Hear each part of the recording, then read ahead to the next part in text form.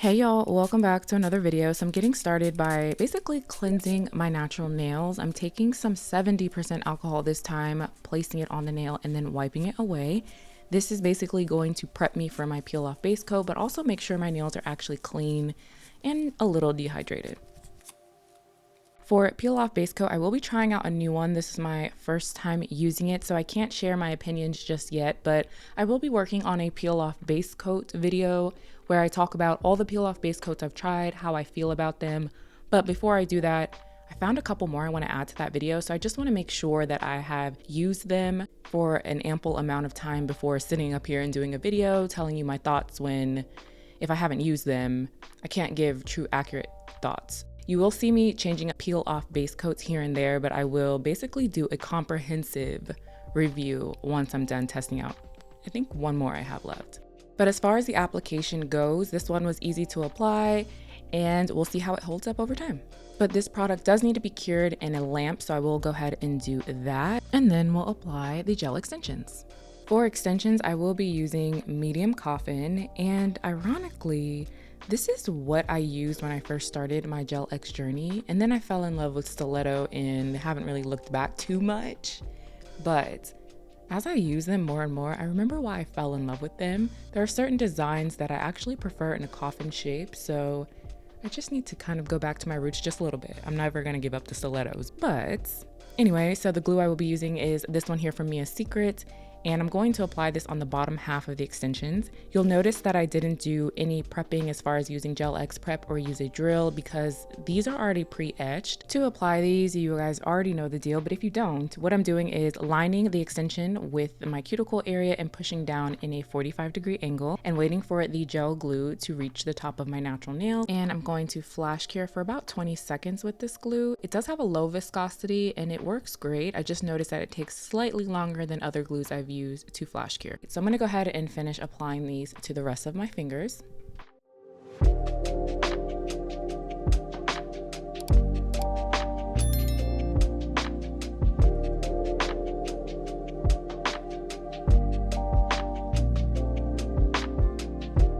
Since I only did a flash cure, I am going to go ahead and cure in a bigger lamp for 60 seconds. And then of course it's time for some shaping and filing. So a lot of extensions are pre-shaped and it's really down to personal preference. I pretty much always do additional shaping and filing. I just want them to look customized to my natural nail. So this just helps everything look as natural as I can possibly get them.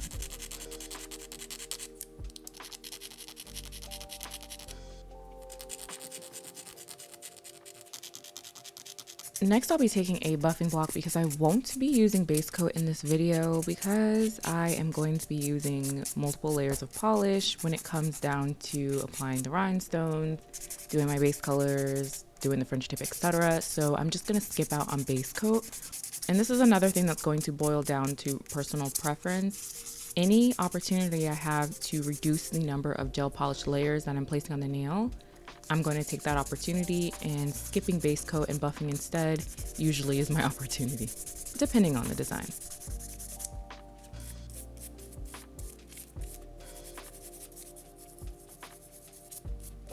So to seal the cuticles, I will not be picking up my drill. I will be using acetone this time. And another thing I want to mention about sealing the cuticles, because I don't think I've touched on it, but you really have to be careful when you're doing the acetone hack because some extensions are really thin around the cuticle area, which is great for helping them look natural. But if they're too thin and you apply too much acetone, it could eat away at the bottom half of the extension completely. This particular brand, the cuticle area is thin, but it's not like gonna disintegrate. So I have no issues doing this method, but just keep that in mind. It really depends on the brand. Always start off with just a little amount on your brush. Scrub it in there, and then you can add additional acetone if you need to. Extensions are finally done, so let's get into the nail art. So I am going to be layering a couple of products to get my ideal base color for this look. So I'm going to get started with Beetle's Mocha Mousse Cake, and I'm just applying one thin layer of this to each of the nails.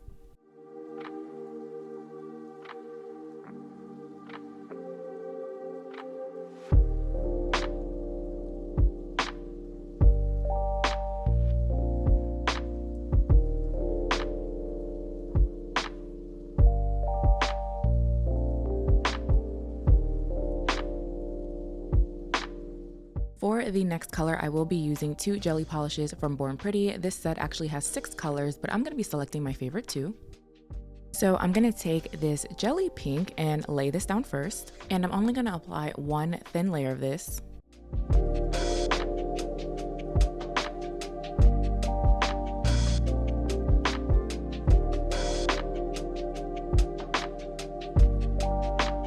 I'm gonna go ahead and cure this for 60 seconds. And then I'm gonna take this glitter polish here from that same set and apply it next.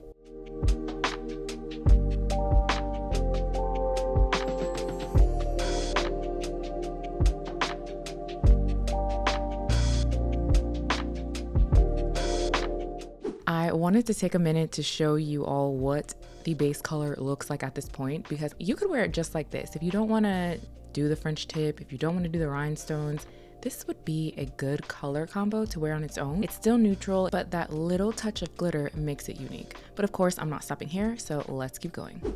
I'll be taking my buffing block again and removing the shine from the nail. And the reason why I'm doing this is because I will be drawing French tips. And anytime I do French tips, I like to have a matte surface. And like I mentioned earlier, I don't want to add additional layers of polish, so I'm not going to add a matte top coat, but that is an alternative if you choose to do it that way. So a few months ago, I asked you all, what is your favorite one coat gel polish to use for French tips?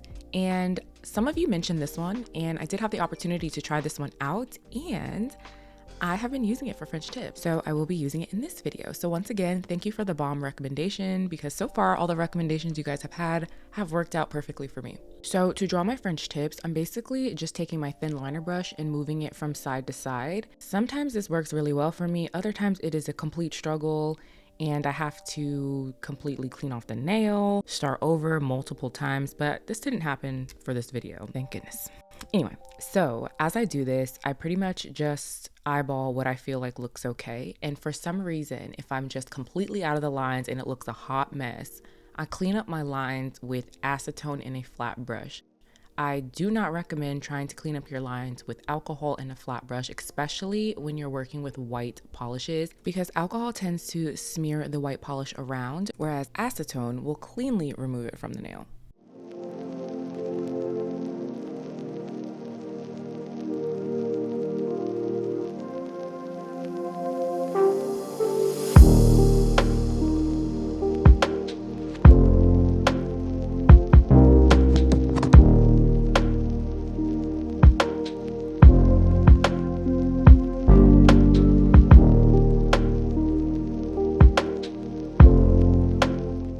Taking a moment to look at the French tips to make sure they look good enough for me. Let me tell you something. Anytime you do French tips, you basically cannot stare at them too long because you'll always find something wrong with them, even if it's the slightest imperfection. So you need to find a happy place. This is my happy place, so let's go ahead and cure.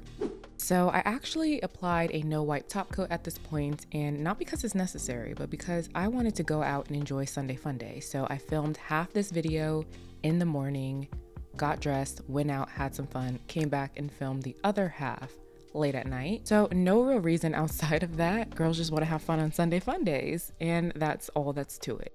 If you want a good stopping point, cure for 60 seconds, this is what the nails would look like. You can do that. But if you're like me, you love sparkle, shine, and color, let's keep going. So I will be placing rhinestones on the nail in the shape of a little mini flower.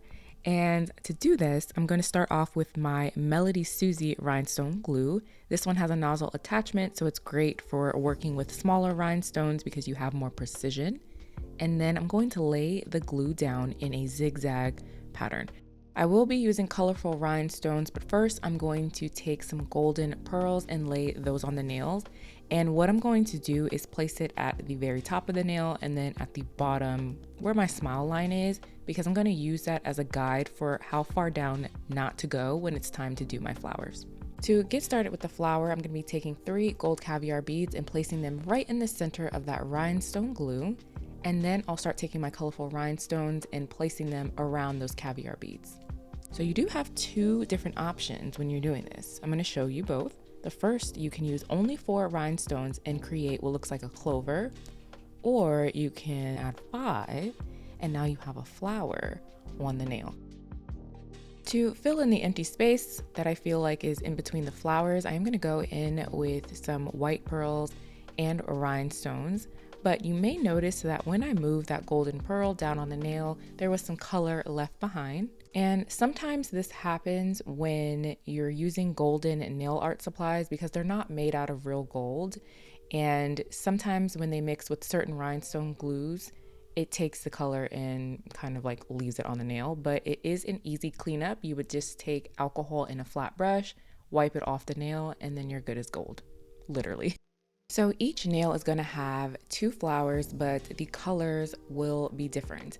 I did try to start off using complementary colors for the flowers, but then as I moved through the design, I changed my mind and then just put together what I felt looked good. But I did want the set to be cohesive, so what I did was add 2 golden pearls to each nail, 1 clear rhinestone, and then 1 white pearl, so that way everything feels like a set, even though the colors of the flowers are different.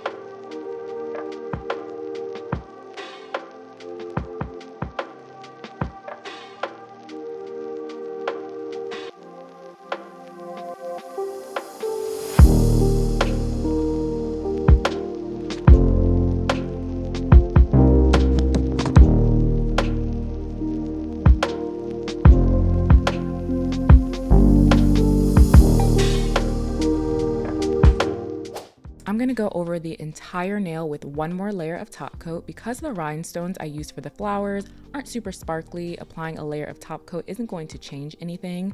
But also the gold pearl and that white pearl tend to lose color if they're not covered, so I want to make sure these nails last for as long as I want them to. Once I'm done, I'm going to do my final cure.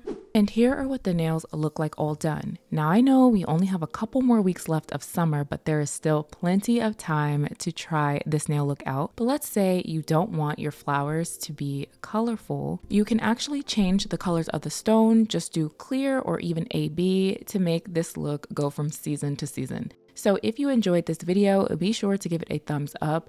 All the products I used will be linked in the description box down below. But if you have any questions about anything I've done in this video, or you just want to tell me how you feel, go ahead and leave me a comment. But in the meantime, I will see you in the next video.